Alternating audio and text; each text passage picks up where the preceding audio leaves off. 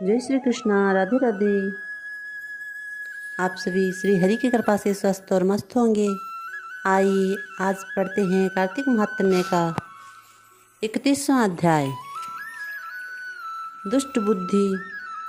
धनेश्वर ब्राह्मण का वैष्णव दर्शन से उद्धार। श्री कृष्ण बोले, हे प्रिय, उज्जैन नगरी में एक धनेश्वर नामक ब्राह्मण रहता था।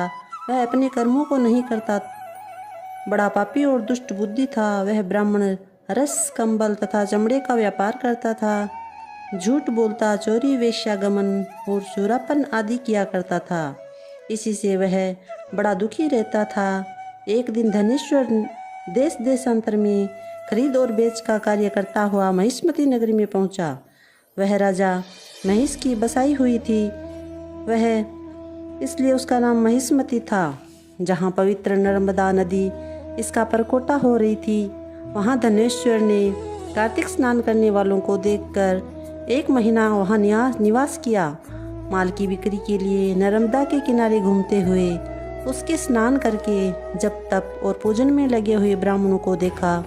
वहाँ कोई पुराण पढ़ रहे थे, कोई सुन रहे थे, कोई नृत्य गाना बजाना आदि में मस्त थे, तो कोई विष्णु के चरित्र सुनने में लगे हुए थे, कोई विष्णु की मुद्रा में अंकित थे, कोई तुलसी माला पहने थे। ऐसा देखा। धनेश्वर नित्य वहाँ घूमता, विष्णुओं का दर्शन करता। भाषण और स्पर्श करने से इसे विष्णु के नाम का बोध हुआ। इस प्रकार महीने भर ठहरकर उसने कार्तिक के उद्यापन की विधि को तथा भक्ति सहित भगवान के जागरण को देखा।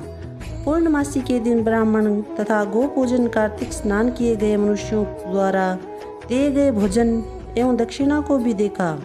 फिर सायंकाल के समय मनुष्यों द्वारा शिवजी की प्रसन्नता के लिए दीपदान आदि को देखा, क्योंकि उसी तिथि में महादेव जी ने त्रिपुरादित्य के 3 पुरों को जलाया था। इसलिए भक्तजन उस तिथि में यह उत्सव करते हैं। श्री कृष्ण बोले, जो मुझको और महादेव जी को भेदभाव की दृष्टि से देखता है, उसके सब पुण्य निष्फल हो जाते हैं। इस प्रकार पूजन आदि को देखता हुआ धनेश्वर वहाँ घूमता रहा। तभी एक काले सर्प ने आकर काट खाया और वह मूर्छित होकर गिर पड़ा। भक्तजन उसको गिरा हुआ देखकर उसके चारों ओर इकट्ठे हो गए और तुलसी मिला जल उसके मुख में डाल दिया। तब वह मर गया था। यम के दूत उस मरे हुए को बांधकर कोड़ों से मारते हुए यमराज की संयमनी नामक पुरी को ले गए। चित्रगुप्त उसके किए हुए सब कर्मों को देखकर बोला, हे यमराज, इसने अपने जीवन में कोई सुकृत कार्य नहीं किया है। इसके दुष्कर्म एवं वर्ष भर में भी नहीं कहे जा सकते। ये दुष्ट पाप मूर्ति है, इसलिए यह कल्प तक नरक में निवास करे। श्री कृष्ण बोले, हे सत्यभामा। तब यमराज काल और अग्नि के समान स्वरूप दिखाता हुआ अपने नौकरों से क्रोधित होकर बोला, हे प्रेतियों, इसको मुद्गरों से मारते हुए कुंभी पाक नरक में डाल दो। यह पाप स्वरूप है, इसका मुख भी नहीं देखना चाहिए। तब मुद्गरों की मार से उसका मस्तक फूट गया। ऐसे धनेश्वर को प्रेतपति ने गर्म तेल के उठने वाले जिसमें चिड़चिड़ाहट का शब्द हो रहा था, ऐसे कुंभी पाक नरक में डाल दिया।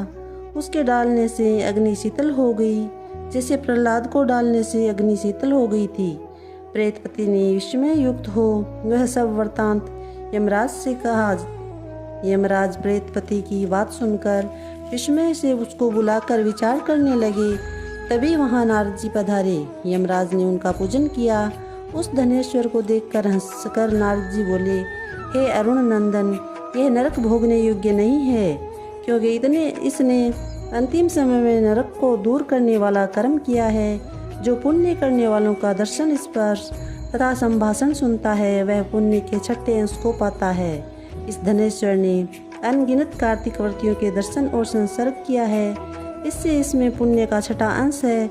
इसने उनकी सेवा की है, इससे यह संपूर्ण व्रत के पुण्य का भागी है, क्योंकि व्रत से मिले पुण्य की संख्या कम नहीं है।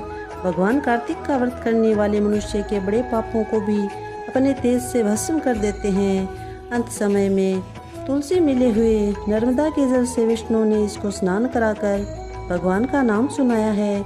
इससे इसके पाप कोसों दूर भाग गए हैं। अतः यह उत्तम गति को प्राप्त होने योग्य है। विष्णु की इस पर कृपा है, इसलिए नरक में न गिरा जाए। जैसे गीले और सूखे पापों से नरक मिलता है, वैसे ही अच्छे कर्मों से स्वर्ग भी मिलता है। इससे इस धनेश्वर को यक्ष योनि देकर इसके पाप भोगों को दिखाने वाले सब नरकों को दिखा दो। श्री कृष्ण बोले। यह कहकर नारद जी चले गए।